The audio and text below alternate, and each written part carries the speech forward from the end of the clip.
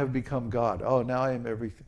They're just experiencing some little bit of dissociation from the bodily concept of life. Huh? It's a little dissociation, that's all. Very, very preliminary stage of spiritual realization. But they blow it up into this, oh, now I'm God. No, you're not God. And you can't be God either. You can never become God. That's just a myth that is promoted by an unscrupulous group of men. Unscrupulous means their ethical principles are compromised. They don't tell the truth. The truth is, I'm not God, you're not God, we'll never become God. God is within, God is transcendental. Sometimes God comes to this material world, but that's rare.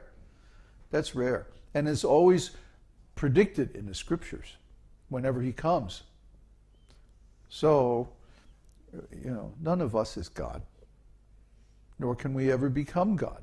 If we were God, we would already be God, because God is eternal.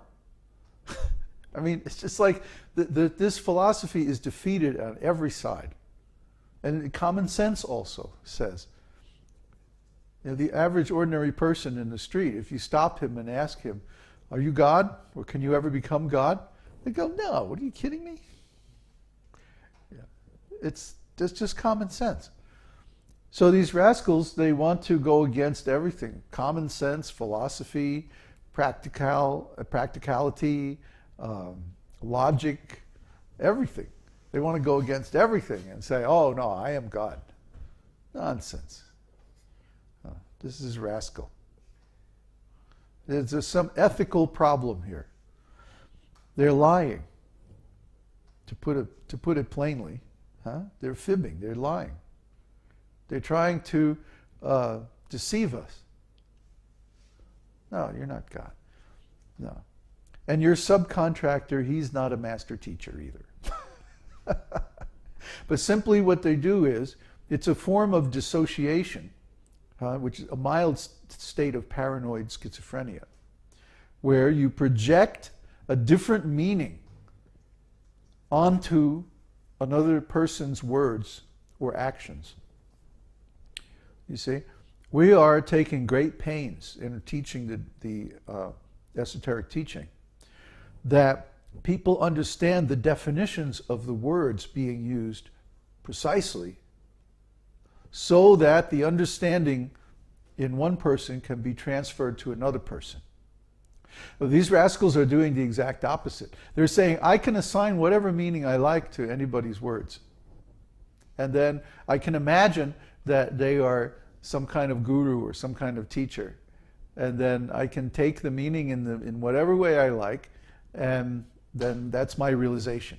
Well, that's not a realization of anything. That's just imagination, speculation. And in an extreme form, it can become a psychosis. So we're not impressed by this at all. It's really meaningless. Did I answer your question? Yes. Okay. I got a question, but lost. What happened? It was a private message, Oh, and then I lost. oops. No more. No more questions? Come on. Oh, a question. Okay, there's a question from R. Singh. Will any incarnation descend soon, or does the Vedic scripture state likewise? Well, the most recent incarnation was Lord Chaitanya Mahaprabhu, 500 years ago. And the next incarnation is Kalki Avatar. But that's not for 427,000 years. So don't hold your breath. Chant instead. In Kali Yuga, Krishna descends in the form of his holy name. The dharma in the Kali Yuga is Nam Sankirtan, meaning chanting of the holy name together, just like we were doing in the beginning of the Satsang. That's the Dharma. That's the religious process, or the spiritual process, more precisely, for Kali Yuga. So no, he's not coming. He already came and gave the Dharma. He already gave the process. We just have to follow it.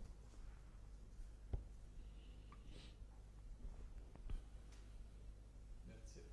That's it. Okay. Well, I have some interesting announcements.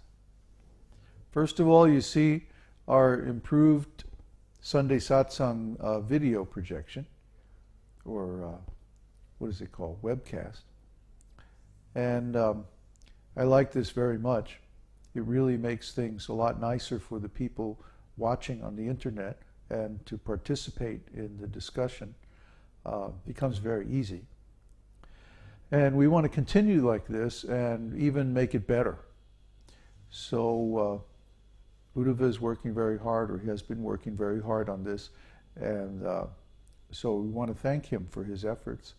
And we also want to ask you to give your suggestions if there's any way we can improve even more.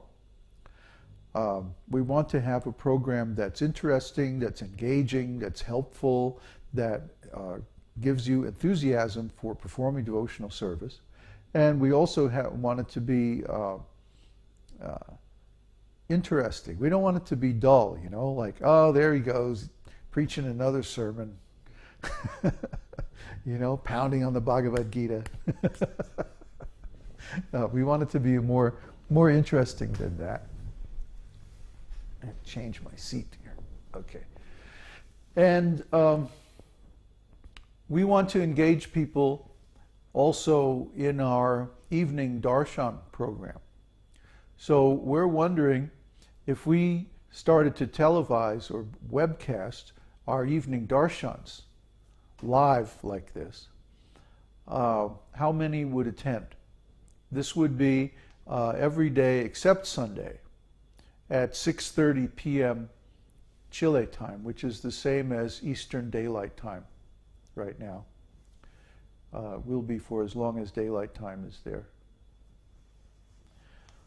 So we'd like to get some response from you, either here now or later on, if you see this on YouTube or if you see it on the site, to give us some idea, if we did broadcast on a daily or maybe 3 times a week basis, how many would show up?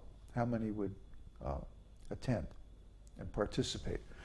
What we're doing right now is chanting Sri Vishnu Sahasranam, 1,000 names of Vishnu, every evening.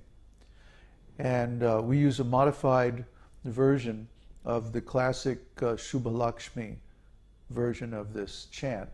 But we electronically processed it to slow it down by about 40%.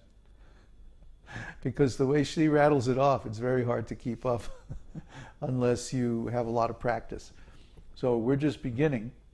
And if you'd like to learn this chant, which is very highly recommended, by the way, this chant is very powerful, and it leads to the cessation of all material miseries and problems. And we experience that directly also. You can attend the satsang or the darshans and chant along with us. We can send out electronic copies, and you can all follow along like that. So I want to know, give us some feedback by email or by posting on the forum, huh? Or now? Why not?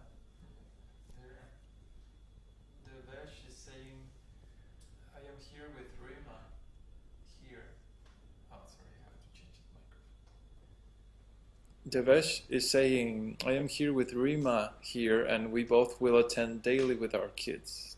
And Luciano says, I will attend 2 to 4 evening darshans.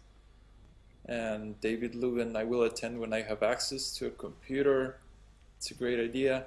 It's only auto. It's pretty late in Europe.